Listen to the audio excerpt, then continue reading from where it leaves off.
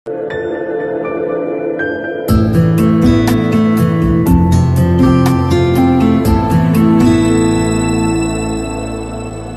mga idol, please like, share and subscribe for more novel stories to uploads. Diyos ng Digmaan, JC Entertainment. Kabanata 1731. Dahil ang lahat ay nagpakilala sa isa't isa, alam ni Helena ang mga pangalan ni Ella at ng iba pa. Si Ella ay may maliit na figure at may isang pares ng makikinang na magagandang mata. Binigyan niya ang iba ng isang napaka-friendly na pakiramdam. Haha, bakit kailangan mo akong pasalamatan? Nakita ko kung ano ang nangyari, kaya kailangan kong sabihin sa iyo. Tumawa si Ella at nagpatuloy, let's go. Mukhang nag-aaway ang mga tao sa unahan. Tere na at tingnan natin kung mga nakababatang kapatid mo sila. Sige, tumanggo si Helena. Isang mahinang init ang sumalubong sa kanya sa pag-iisip kung paano niya nakilala ang ganoong grupo ng mga kabataan na napakamalasakit sa kanya. Si Arthur at ang iba pa ay lubos na masigasig sa kanilang paglalakbay. Kahit ano pa ang itanong ni Helena at ng iba pa tungkol sa sitwasyon ng lugar na ito, detalyado ang sagot nila. Ito naman ang nagpaalam sa kanila tungkol sa lugar. Sa sandaling ito, si Jack at ang iba ay nakakuha ng isang tiyak na dami ng masiglang damo sa buong araw. Hindi nila pinabayaan ang sino man sa mga taong iyon at pinatay silang lahat. Gayunpaman, nakita rin nila ang mga katawan ng ilang miyembro mula sa mga puwersa ng mainland sa kanilang paglalakbay. Ang ilan sa kanila ay dapat na namatay sa pakikipaglaban sa mga miyembro ng puwersa mula sa mga dagat habang ang ilan sa kanila ay namatay sa pakikipaglaban sa mga halimaw na hayop. Nalaman din ni Jack at ng iba pa na may mga away sa gitna ng mga pangalawang klaseng aristokratikong pamilya mula sa mainland. Nagkalat ang kanilang mga katawan sa buong lupa. Halata na ang mga taong ito ay nawalan ng katwiran sa pagpasok sa lugar at nakita ang masaganang mamahaling bagay. Hindi nila naisip na magtulungan at walang kaalam-alam sa pagkakaroon ng mga abnormal na puwersa sa lugar na ito. Hindi rin nila alam na may alliance guard sa lugar na ito na napupuot sa kanila at nasusuklam na pumasok sila sa lugar na ito. Marami ang namatay sa loob ng 18 araw. Kinagabihan, nakahanap si Jack at ang iba pa ng kuwebang matutuluyan. Bahagyang nag-alala si Jack.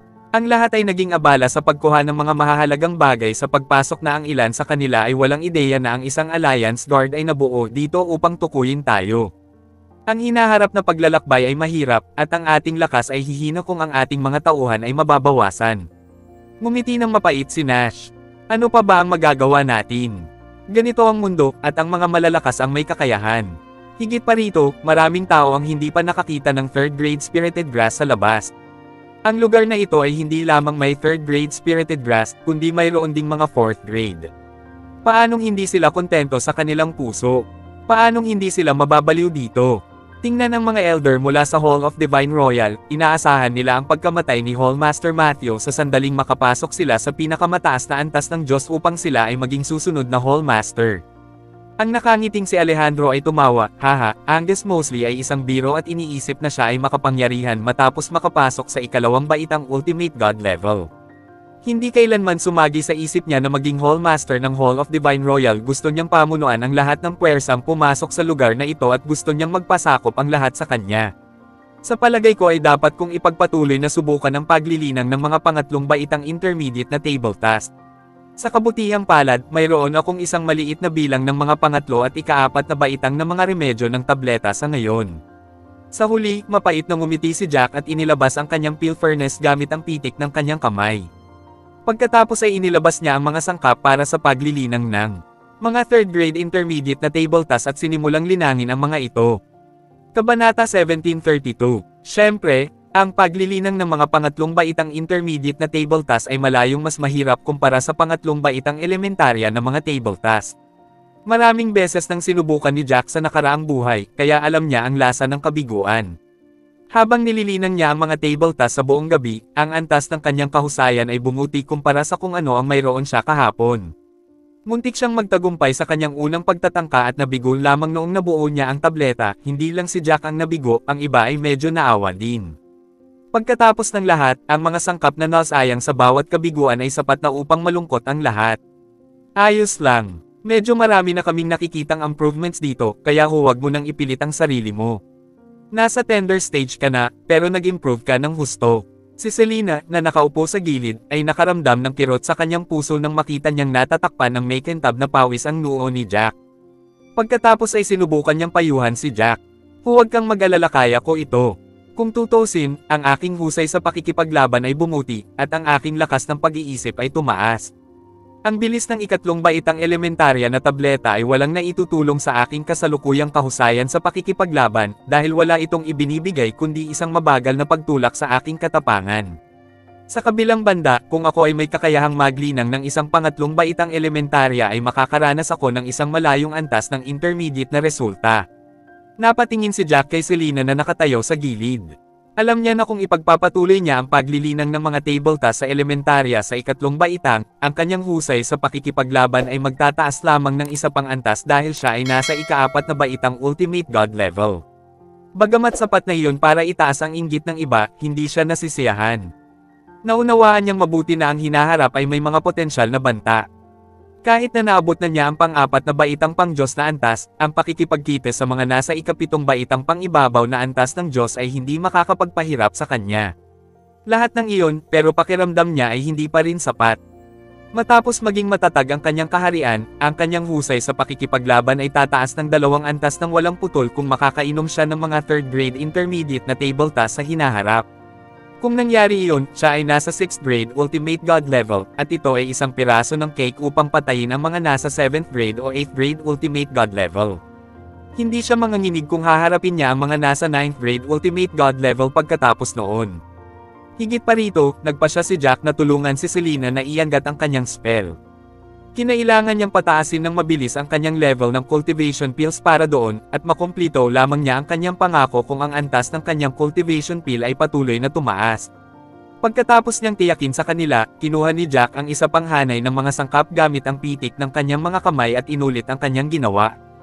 Ito ay isa pang round ng paglilinang.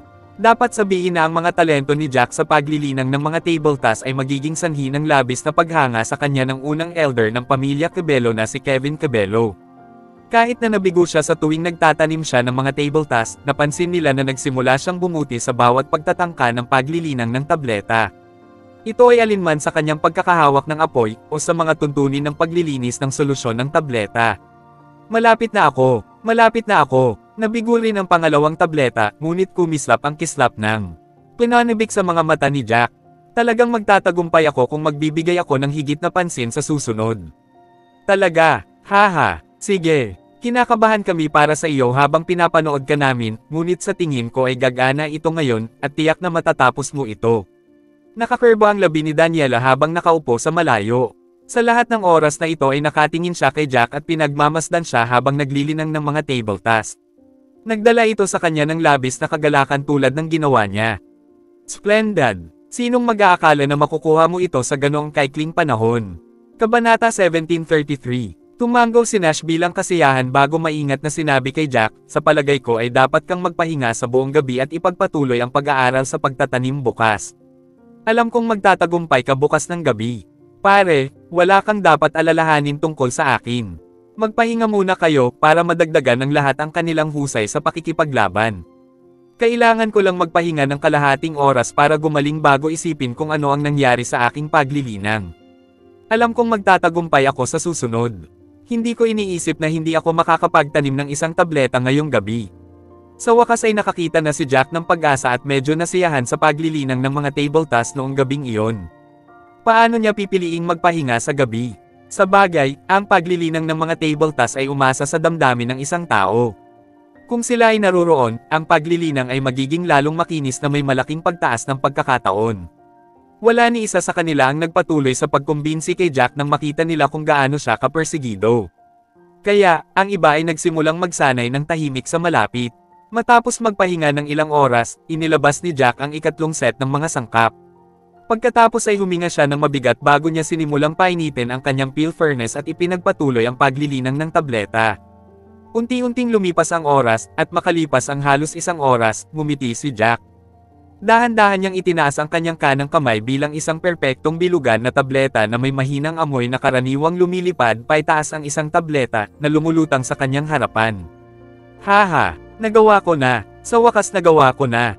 Ang kulay ng tabletang ito ay nagpapahiwatig na ito ay isang top grade na tableta.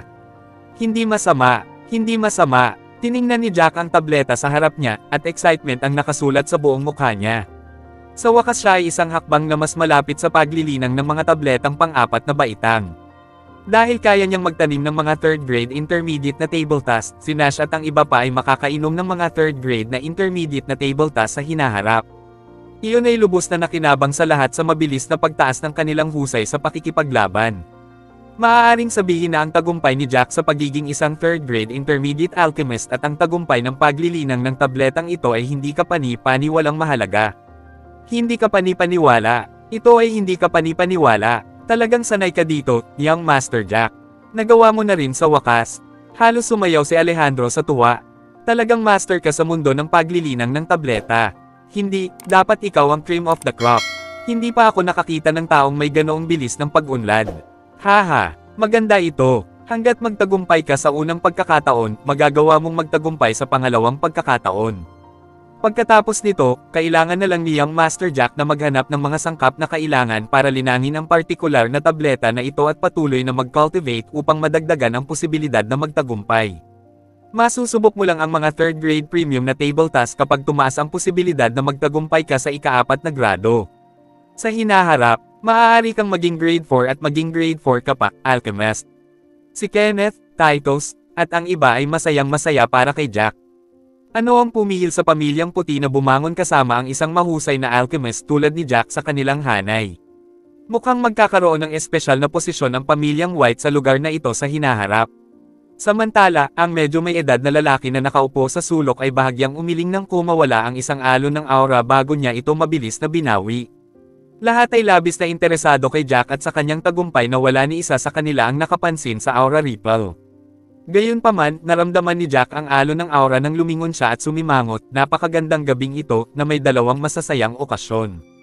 Nakalusot ang ikatlong Kabanata 1734. Sa sinabi ni Jackie, dahan-dahang tumayo si Lancelot na may kontentong ngiti sa labi. Third Elder, talagang nakalusot ka na ba? Tuwang-tuwa si Nash nang mabalitaan niyang nakalusot si Lancelot. Tumingin siya sa kanya nang may pag-asa at gustong i-double confirm kung totoo ito. Tumanggaw si Lancelot nang magtama ang kanilang mga mata na puno ng pag-asa. Ito ay hindi madali, dahil nabigo ako noon, ngunit sa wakas ay nagtagumpay na ako sa pagkakataong ito. Kung nakuha ko ito sa unang pagkakataon, nasa 3rd grade ultimate god level na ako tulad ninyo ngayon. Dapat kang maging masaya. Ang husay sa pakikipaglaban ng 1st grade ultimate god level ay sapat na. Wala kang ideya kung gaano karaming tao ang gustong makapasok sa ultimate god level. Higit sa lahat, mabubuhay ka ng 200 taon kapag nakalusot ka na sa ultimate god level. Isang matandang lalaki mula sa pamilya Cabello ang sumigaw sa inggit. Buntong hininga. Tingnan mo ako. Nasa elementarya lang ako ng tunay na antas ng Diyos sa edad na ito. Hindi ko alam kung makakalagpas pa ba ako sa pinakamataas na antas ng Diyos sa buhay na ito. Sigurado akong makakarating ka roon dahil ang pagsasanay sa lugar na ito ay magbibigay ng mas mabilis na resulta. Ang chi dito ay mas mayaman, kung tutuusin. Hindi ako aalis sa lugar na ito kahit na ano. Hindi nakakagulat na lahat ng tinatawag na mga master na pumunta dito ay nawala pagkatapos na makapasok sa lugar na ito at nag-iwan lamang ng isang alamat. Sino ang gustong umalis sa isang lugar na mahusay para sa pagsasanay? Natatarantang sabi ni Alejandro. Ang pakiramdam ng pagiging mas malakas ay kinuha sa kanya, at napuno siya ng pag-asa. Haha, tama ka. Ang pagpasok sa mas mataas na kaharian ay ang pinakamahalagang aksyon, at mas magiging madali kapag nakapasok ako sa pangalawang antas ng pangwakas na Diyos sa hinaharap. Sa mga nakabol na kamao, lumakas ang determinasyon ni Lancelot nang maramdaman niya ang lakas sa kanyang katawan na lumakas ng ilang beses. Nais mo bang lumabas at subukan ang iyong kasalukuyang lakas sa pakikipaglaban? Gusto mo bang subukan ito sa 2 halimaw na hayop? Suntok ni Kenneth ng bastos at masayang sabi kay Lancelot. Gayunpaman, kailangan mong maghintay ng kaunti. Mukhang may 1 hanggang 2 oras pa mula sa pagsikat ng araw. Iiwan namin ang mga halimaw na hayop sa iyo kapag dumating ang pagkakataon, kapag sumikat na ang araw. Sa tingin ko ay dapat akong umupo at magsimulang maging komportable sa aking kapangyarihan sa ngayon. Dapat kong subukan at patatagin muna ang aking husay sa pakikipaglaban bago ang anumang bagay. Umupo si Lancelot na nakatiklop ang mga paa at nagsimulang magsanay. Maingat ding iniligpit ni Jack ang pil na nilinang niya. Ito ay isang magandang tableta, ngunit siya ay nakalusot lamang sa ika-4 na baitang Ultimate God level ilang araw na ang nakalipas, at hindi niya magagamit ang tabletang ito upang ipagpatuloy ang kanyang tagumpay. Ang kanyang kaharian ay hindi pa ganap na nagpapatatag, at hindi magandang bagay na gamitin ang tableta upang madagdagan ang kanyang husay sa pakikipaglaban. Kahit na tumaas ang kanyang husay sa pakikipaglaban noon, ang kanyang kaharian ay hindi magiging matatag, at hindi ito gagana ng mahabang panahon. Sa wakas ay lumiwanag ang langit makalipas ang halos 2 oras, at ang grupo ng mga tao ay lumabas. Natuwa rin ang mga nagbabantay sa labas nang malaman nila ang mga nagawa ni Jack at ng iba pa. Gayunpaman, hindi inaasahan ni Jack at ng kanyang kumpanya na makakatagpo sila ng humigit kumulang 100 ng kabataan ilang minuto lamang pagkatapos nilang simulan ang kanilang paglalakbay. Ang mga kabataang ito ay may parehong damit at parehong token sa kanilang tiyan. Halatang miyembro sila ng parehong puwersa. Kakaiba ito. Wala akong ideya kung saan nanggaling ang dosenang mga taong nakilala namin. Haha. Sinubukan nilang agawin sa akin ang masiglang damo kapag wala silang mataas na husay sa pakikipaglaban. Hindi ba death wish iyon? Nakabusangot ang mukha ng isa sa mga binata. Higit pa rito, may mga ingay ng mga taong nag-aaway sa buong lugar. Bakit pakiramdam ko may mali? Isang mataba ang ngumisi at sinabi sa iba, huwag mo na lang silang pansinin. Halika, pupunta ba tayo sa kabilang bahagi ng kagubatan upang tingnan ang dalawang nagbabantay sa pasukan? Sabi ng isa pang kabataang babae, ano ang makikita? Napakalayo ng lugar na iyon, at aabutin tayo ng ilang araw kahit na lumipad tayo sa normal na bilis papunta sa lugar na iyon. Lahat ng iyon para lang bisitahin ang 2 taong nakakadismaya na iyon. Kung hindi sila nagkamali, hindi sila ipapadala dito para bantayan ang pasukan. Kabanata 1735. Haha, ang problema ay hindi sila nagkamali, lahat ay madaling gumawa ng mga ito. Maaari lamang nilang sisihin ang kanilang sarili sa kanilang katangahan. Nakangiting sabi ng isang alagad. Tapos na natin, ang Bloodshed Clan, na ipadala ang ating mga miyembro para bantayan ang lugar na ito. Pinipili nila kung sino sa atin ang magbabantay sa simula ng taon. Sinong mag-aasam na ang 2 iyon ay tatama sa nguso ng baril?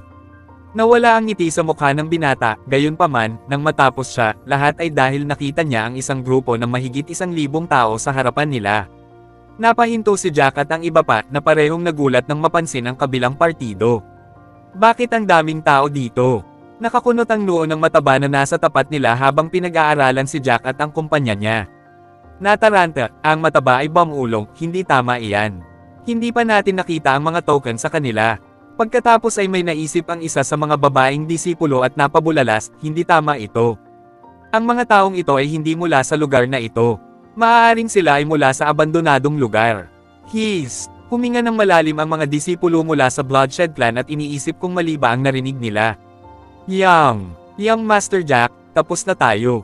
Mukhang galing sila dito. Naalarma, tiningnan ni Alejandro si Jack ng masama. Sinabi naman ni Kenneth, bakit tayo matatakot? Halos 12 lang sila samantalang mas marami tayo. Kung sila ay may mataas na husay sa pakikipaglaban, hindi mahalaga kung marami tayo. Higit pa rito, wala pa tayong 2,000 tao. Kumunat ang noo ni Titus habang nagpatuloy, ang pinakamahalagang punto ay hindi natin alam kung saan nanggaling ang mga taong ito.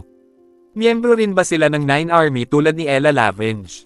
Diretso ang tingin ni Jack sa kabilang partido bago niya sinabi, ang mga taong ito ay dapat ng mga miyembro ng Bloodshed Clan. Tingnan ang kanilang mga token, pareho sila ng 2 taong napatay natin noon. Kulay maroon ang mga token at may nakaukit na salitang dugo sa kanila.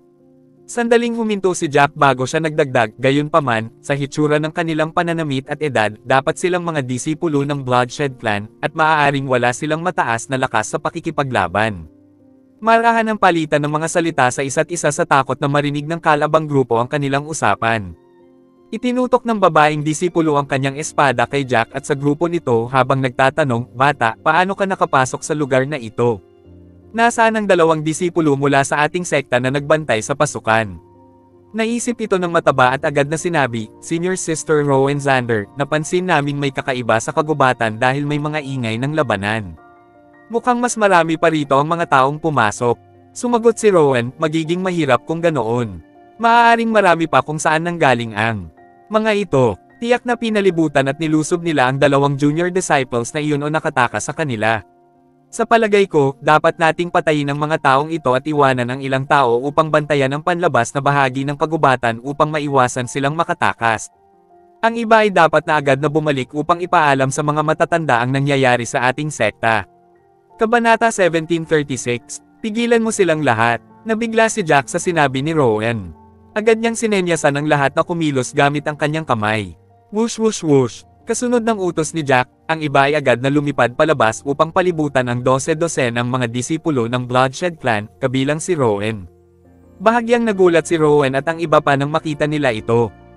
Ito ay mahusay. Mukhang kakapasok lang mula sa labas kamakailan. Kung hindi, lahat kayo ay umalis sa kagubatan na ito. Haha, how dare you people stop us when only ilan sa inyo ang nakalusot sa first stage ultimate god level? Are you guys being whimsical? Malamig na ngumiti si Jack. Kayong mga tao ay ilan lamang sa mga disipulo mula sa Bloodshed Clan. Paano mo malalaman kung hindi mo kami kalaban kung hindi mo ito susubukan? Higit pa rito, magiging mahirap kung pahihintulutan namin ang iyong mga tao na bumalik at ipaalam sa iba na magpadala ng mga tunay na Panginoon dito. Agad na hinigpitin ng mataba ang kanyang mga kamao at si Chi ay lumundag sa ibabaw nila. Siya ay talagang nasa pangatlong yugto ng ultimate god level. Malamig siyang ngumiti at sinabing, "Binata, nakikita mo ba ito? Isang pangatlong yugto ng ultimate god level na kahusayan sa pakikipaglaban. Sa tingin mo gaano katagal kayo makakalaban sa amin? Ako ay nasa ikatlong yugto ng ultimate god level habang ang aking senior na si Sister Rowan ay nasa ika-6 na yugto ng ultimate god level. Sok, hindi pa ba sapat iyon para patayin kayo?" Nagsimula na ring ngumiti ng malamig si Rowan. Gayunpaman, aminin ko, ang mga taong ito ay talagang matalino. Kung hindi nila tayo pinigilan, natatakot sila na ang mga matatanda o patronim ng ating sekta ay dumating. Kung magagawa nila tayong patayin, tiyak na ligtas sila sa isang tiyak na tagal ng panahon, tama ba ako? Sa kasamaang palad, hindi ba sila tumitingin sa ating mga alagad? Hindi kami mga informal na disipulo, kami ay mga formal na disipulo ng Bloodshed Clan. Ang isa pang disipulo sa pangalawang baitang ultimate god level ay naglabas din ng kanyang aura. Hinigpitin niya ang kanyang mga kamao at sinabing, ang mga formal na disipulo ay para lamang sa mga nasa pinakamataas na antas ng Diyos. Para sa mga informal na disipulo, sila ay nasa antas ng tunay na Diyos. Para sa mga nasa antas ng kalahating Diyos, haha, maaari lamang silang maging mga normal na disipulo. Halata na ang mga taong ito ay may mataas na ekspresyon sa kanilang mga mukha pagkatapos nilang magsalita tungkol sa kanilang posisyon. Itinuring silang bihirang mga master sa kanilang sekta. Bagamat hindi sila magkatulad ng mga tunay na Panginoon, ang mga disipulong tulad ni Rowan ay maaakit pa rin ng maraming mga disipulong nangungutya sa kanya kapag pumasok sila sa sekta. Problema ito, walang dapat ikatakot kung sila ay nasa first stage o second stage ultimate god level. Sino ang nakakaalam na ang batang babae na ito ay nasa 6th stage ultimate god level? Bahagyang nagdilim ang mukha ni Alejandro nang makita ang tunay na lakas ng mga taong ito sa kanilang harapan. Mukhang ang pinakamalakas na tao sa kabilang partido ay ang babaeng disipulo na kilala bilang Rowan. Ang iba ay dapat nasa first stage o second stage ultimate god level. Kahit na sila ay nasa ikatlong yugto o ika-4 na yugto ng ultimate god level, wala silang dapat ikatakot batay sa kanilang pakikipaglaban. Ang galing at ang lakas ng pakikipaglaban ni Jack. Gayunpaman, alam niya na si Jack ay nasa ikatlong yugto din ng ultimate god level. Matatalo kaya niya ang batang babae sa pang-6 na yugto ng ultimate god level? Kakapasok lang namin dito sa lugar na ito pero hindi nyo kami pwedeng maliitin. Kung nabangga nyo yung ibang kakapasok lang tulad namin, baka magka-problema sila. Pero kayo naman ang may problema ngayon. Na nakilala mo kami. Hinigpitin ni Jack ang kanyang mga kamao ng walang labis na pag-iingat sa isang pag-iisip, isang alon ng lubhang nakatagong aura ay dahan-dahang pinakawalan at isang bahagyang gininto ang chi ang bumalot sa kanyang mga kamao. Isang husay sa pakikipaglaban ng pang-4 na yugto ng ultimate god level, paano ito posible? Paano mabilis na umunlad ang kanyang husay sa pakikipaglaban? Agad namang nagulat si Rowan nang masaksihan niya ang galing ni Jack sa pakikipaglaban. Hindi niya inaasahan na ang mga taong kakapasok lang sa lugar kamakailan ay may ganoong husay sa pakikipaglaban. Kabanata 1737. Hindi naman, nasa 4th grade ultimate god level na siya. Nagkatinginan sina Alejandro at Nash na tulala. Palagi nilang iniisip na si Jack ay nasa 3rd grade ultimate god level pa rin, tulad nila. Sa hindi inaasahang pagkakataon, naabot na ng taong ito ang pang-4 na baitang ultimate god level at ito ay bahagyang lampas sa kanilang inaasahan. Matapos maobserbahan at madiskubre na si Jack ay talagang nasa 4th grade ultimate god level, sinabi ni Alejandro, may pag-asa na mapatay ang kalaban kung nasa 3rd grade ultimate god level siya, di ba? Kung tutuusin, mataas ang combat power ni Jack. Kung ganoon, matutulungan pa rin natin si Jack pagkatapos nating mapatay ang iba. This time, mukhang mananalo na tayo. Oo, magandang balita iyan. 3 level siguro ang nabasag ni Jack sa isang beses dati pero hindi niya sinabi sa amin. Ngayon, ang puso ko ay panatag na. Hindi rin nakaimik si Nash habang nagsasalita, niloko pa siya ni Jack at itinago ito sa kanya. Haha, isang husay sa pakikipaglaban ng pang-4 na baitang Ultimate God level ang planong patayin ang disipulo ng Bloodshed Clan na tulad natin na nasa pang-6 na baitang Ultimate God level. Nananaginip ka ba? Tumawa ng malakas ang mataba sa kabila ng marinig ito. Isantibi na natin, ang mga formal na alagad mula sa sekta, ang galing mo sa pakikipaglaban ay malamang na nakatambak pagkatapos mong makapasok sa lugar na ito. Magiging matatag ba ang ganoong husay sa pakikipaglaban? Higit pa rito, plano mo pang patayin si Senior Sister Rowan na mas mataas sa 2 antas. Hindi ka ba nananaginip? Tama, masyadong walang muwang ang mga taong ito. Siguradong ilang casual na tagapagsanay sila na hindi pa nakaranas ng mundo.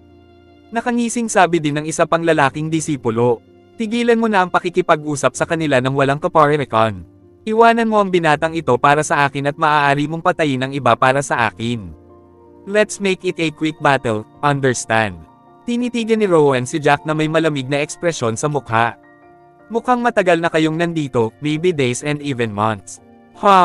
Pero kahit gaano pa kayo kay talento, papatayin ko kayong lahat ngayon. Bakit hindi kayo pwede? Manatili lang sa abandonadong mundo ng masunurin. Bakit kailangan ninyong pumasok sa isang lugar kung saan hindi kayo dapat pumunta sa tulad nitong sagradong lugar? Suicidal lang yan. Malamig na ngumiti si Jack at tinitigan din siya. Matapos makapasok sa pang-4 na baitang Ultimate God level, ito ang unang pagkakataon na nakilala niya ang isang taong may mas mataas na husay sa pakikipaglaban kaysa sa kanya. Maaari niyang samantalahin ang pagkakataong ito upang subukan ang lakas ng kabilang partido at husgahan kung gaano ang kanyang kapangyarihan sa pakikipaglaban. Gusto niyang malaman kung madali ba niyang matatalo ang mga ito o kailangan niyang magsumikap para magawa iyon. Gayunpaman, kahit ano pa iyon, bahagyang kumpiyansa pa rin si Jack na talunin ang pang-6 na baitang Ultimate God level na babaeng disipulo na nakatayo sa kanyang harapan. Ninakaw ninyo ang chi at kinuha ninyo ito mula sa aming lugar patungo sa lugar na ito upang ang lugar na ito ay yumaman sa chi para madali ninyong sanayin. Ngayon, naglakas loob pa kayong tawagin ang lugar na ito na sagradong bakuran. Napaka-selfish talaga ninyo. Biglang sumulpot si Jack sa harap ng kabilang partido at galit na sinuntok ang babaeng disipulo.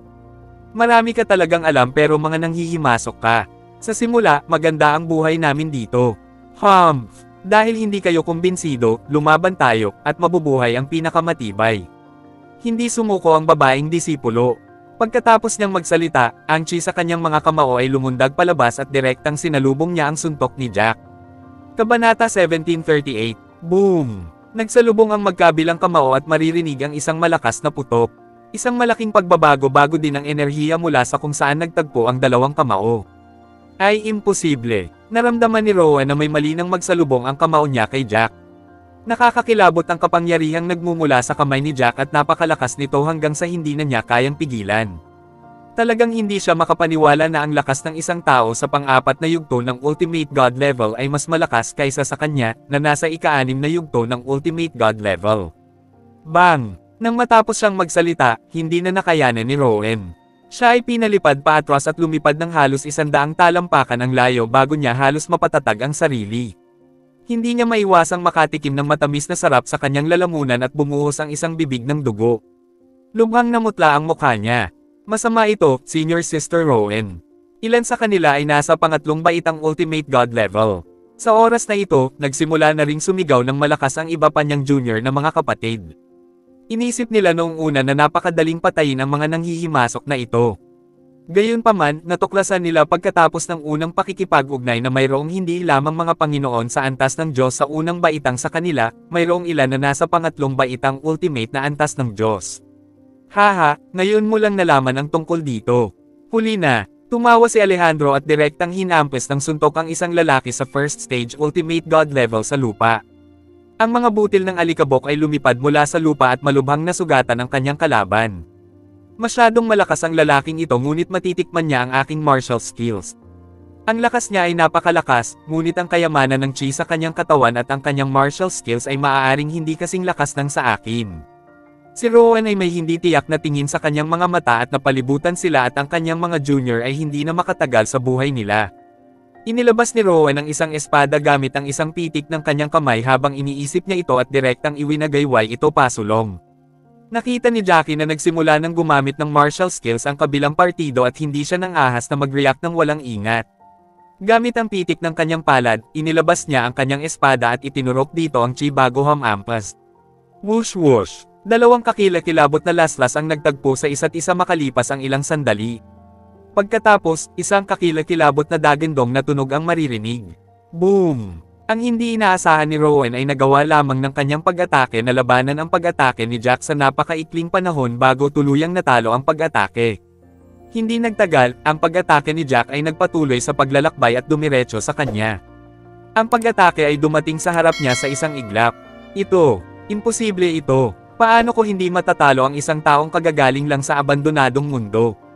Baka sa mukha ni Rowan ang hindi makapaniwalang ekspresyon. Direktang dumapo sa kanya ang pag-atake na nahahati ang kanyang katawan sa dalawa. Selena, tingnan mo. Ang lakas talaga ni Jack. Si Daniela at Selena ay hindi sumali sa labanan. Pagkatapos ng lahat, sapat na ang pag-akyat ni Jack, Nash, at iba pa. Sa halip, tumayo sila sa labas at pinanood ang labanan. Oo. Hindi ko talaga akalain na matatapos ang labanang ito ng ganoon kabilis. Marami pa siyang makapangyarihang martial skills na hindi pa niya nagagamit. Bahagyang ngumiti din si Selena at tumango. Kabanata 1739. Hindi nagtagal at natapos ang labanan at ang 12 ng mga disipulo mula sa Bloodshed Clan ay napatay sa lugar. Mukhang halos lahat ng mga formal na disipulo ng Bloodshed Clan ay nasa Ultimate God level. Buti na lang at wala silang mataas na husay sa pakikipaglaban at hindi marami sa kanila. Magiging mahirap kung mayroong maraming tao na may mataas na kahusayan sa pakikipaglaban o kung marami silang mga tao. Pinunasan ni Kenneth ang malamig na pawis sa noo at tinignan ang mga bangkay na nakahandusay sa lupa.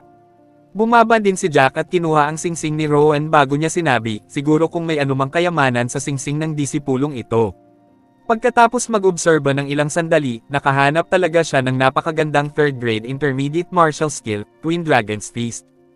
Ito ay mahusay. Kinukuha ko ang martial skill na ito. Itinabi ito ni Jack matapos itong tingnan saglit. Kayong mga lalaki ay dapat tingnan ang mga martial ring ng iba pang mga disipulo at tingnan kung mayroong anumang bagay na angkop para sa inyo. Siya nga pala, dapat ninyong tingnan at tingnan kung mayroong anumang masiglang damo na angkop para sa alchemy. Sige. Kung mayroong ilang mahusay na martial skills, makakatulong ito na mapataas ang ating lakas sa pakikipaglaban. Masayang lumipad pababa si Lancelot at ang iba pa. Pagkaraan ng ilang panahon, pinaghati-hati ng lahat ang mga bagay na dating pag-aari ng mga alagad na ito sa kanilang sarili. Gayunpaman, walang maraming materyales na dapat hatiin. Gayunpaman, mayroong ilang pangalawang baitang premium na kasanayan sa militar at 2 ikatlong baitang elementarya na kasanayan sa militar na medyo mahusay. Ang mga bangkay ng mga disipulong ito mula sa Bloodshed Clan ay kakainin ng mga halimaw na hayop sa lalong madaling panahon. Kung mabilis tayong umalis sa lugar na ito, hindi malalaman ng mga tao na tayo ang pumatay sa kanila. Hindi napigilan ni Nash na magsalita pagkatapos mag-isip. Si Jack naman ay sumimangot. Bakit biglang pumunta dito ang isang dosenang disipulo mula sa Bloodshed Clan? Nandito ba sila para manghuli ng kayamanan? Siguro kung may iba pang mga disipulo ng Bloodshed Clan na papunta dito. Magiging mahirap kung mas marami sila at kung ang ibang mga disipulo ay may mas mataas na husay sa pakikipaglaban. Gayunpaman, kumpiyansa na sinabi ni Alejandro, "Hoy, ano ang nakakatakot dyan? Ang babae na ngayon ay nasa ika-6 na baitang Ultimate God level at nakita ko kung gaano ka-relax noong makitungo ka sa kanya. Ibig sabihin, maaari kang pumatay ng mga disipulo sa ika-7 baitang Ultimate God level. Kaya't sigurado ako na mayroon kang kapangyarihan upang labanan ang isang tao, ang mga mababang tao na may mas mataas na ranggo sa Bloodshed Clan, tama ba ako?" Nakangiti ring sinabi ni Kenneth, "Oo, hanggat hindi Patronum o Elder ang mga pumupunta rito, walang dapat ikatakot sa mga formal na disipulong ito. Maliban na lang kung dumating ang isang malaking grupo sa kanila. Tapos, wala na tayong magagawa. Kung tungkol naman sa mga tinatawag na normal na disipulo at di formal na mga disipulo, sila ay magiging isang piraso ng cake para sa atin. Ligtas pa rin kami sa ngayon pero natatakot lang ako na malaman kami ng mga miyembro ng Bloodshed Clan o ng iba pang makapangyarihang miyembro ng Alliance Guard. Tsaka hindi pa namin nakikita si Helena at ang iba pa. Hindi rin namin alam kung ano ang kalagayan ng ibang miyembro ng White family at Cabello family ngayon. Napangiti si Jack at nagpatuloy sa pagsasalita ng emosyonal. Sigh. Sana marami sa mga miyembro ng White family at ang Cabello family ang nakaligtas. Oo, nag-aalala din ako kay Helena. Napabuntong hininga si Alejandro nang makaramdam siya ng kawalan. Ang galing, Young Master Jack, si Young Master Jack at ang iba pa. Sa sandaling ito, isang boses ang maririnig at isang grupo ng mga tao ang lumipad mula sa ibang direksyon. Tuwang-tuwa si Jack nang marinig niya ito at agad na nilingon. Sina Liek, Chad, Mason, at iba pa. Mayroong talagang higit sa 1,000 miyembro ng pamilyang puti kasama nila. Bukod pa riyan, kasama rin nila sa paglalakbay sina William, Joseph, at ang iba pa. Maganda ito dahil marami na tayong nakilalang pamilyar na mukha. Mahigit 1,000 tao ang nandito. Nakahinga si Jack nang makita ang mga pamilyar na mukha na ito. Kabanata 1740. Ang galing. Si Jack talaga at yung iba. Si Ethan at ang iba ay labis na nasa sabik nang lumipad sila. Ang galing. Buti naman at walang nangyari sa inyo. Napatingin si Jack sa mga pamilyar na mukha sa harapan niya at sabay na kinikilig. Oo, nakapasok na kami sa huling yugto ng tunay na antas ng Diyos. Kahanga-hanga ang lugar na ito dahil hindi lamang mayroong ikatlong yugto ng masiglang damo, mayroon ding pang-apat na yugto ng masiglang damo. Napakalaki ng aming napagbuti sa wala pang 20 araw ng pagpasok sa lugar na ito. Sabi ni Sam na may ngiti sa labi. Lahat sila ay parang punong-puno ng beans.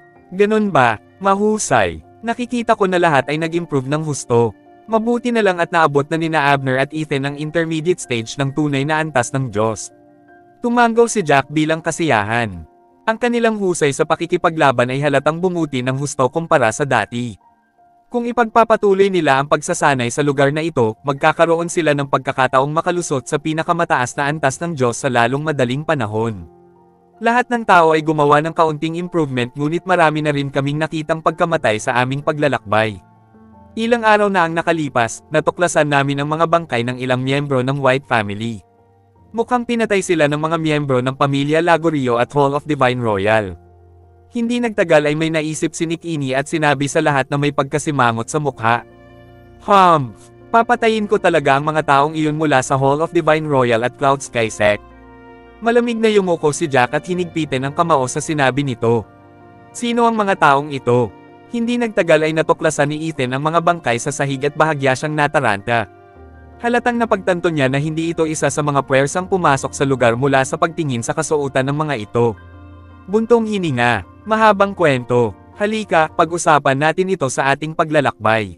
Napabuntong hininga si Jack at ipinagpatuloy ang pag-akay sa grupo patungo sa lugar kung saan maririnig ang ingay ng mga taong nag-aaway. Sa kakahuyan, nakita ni Helena na maraming miyembro mula sa pamilya Cabello at White na pamilya ang sumali sa kanyang grupo, na pinalawak ang buong pangkat ng mga tao. Gayunpaman, kahit na marami na silang napatay na tao mula sa Hall of Divine Royal, hindi pa rin niya nakilala ang kanyang mga nakababatang kapatid na babae at ama. Tila nakita ng pangalawang elder ng pamilya Cabello ang lungkot sa mukha ni Helena. Napangiti siya nang walang magawa at sinabi kay Helena, First Mistress, walang dapat ikabahala. Ang family master at ang iba pa ay may mataas na husay sa pakikipaglaban at kung sila ay mapalad na makakuha ng martial art technique nang pumasok sila sa lugar, sana ay nakamit na nila ang first stage ultimate god level sa ngayon. Bagamat maraming malalakas na halimaw na hayop sa lugar na ito, walang mangyayari hanggat ang family master at ang iba ay nananatiling alerto. Oo, Miss Helena, makakapagpahinga ka dahil sigurado akong walang mangyayari. Sumunod din si Angus sa tabi nila na may ngiti sa labi. Tuwang-tuwa siya dahil paminsan-minsan ay napapatingin siya sa kagandahang nasa harapan niya. Para naman kay Sky, malamig ang ekspresyon ng mukha niya sa lahat ng oras na ito at galit na galit siya. Gusto niyang humanap ng pagkakataon na patayin si Helena para hindi nakawin ng nakakaakit na babaeng ito ang kaluluwa ng taong gusto niya. Noong nakaraan, tiwala pa rin siya kapag may iniisip si Angus kay Ella. Kung tutuusin, bagamat magandang babae si Ella, maganda rin naman siya. Mas malaki man lang ang boobs niya kaysa kay Ella. Gayunpaman, wala siyang tiwala ng kaharap ang kagandahan ni Helena. Hindi lang siya kasing ganda ni Helena, maging ang kanyang figure ay hindi rin maihahambing kay Helena.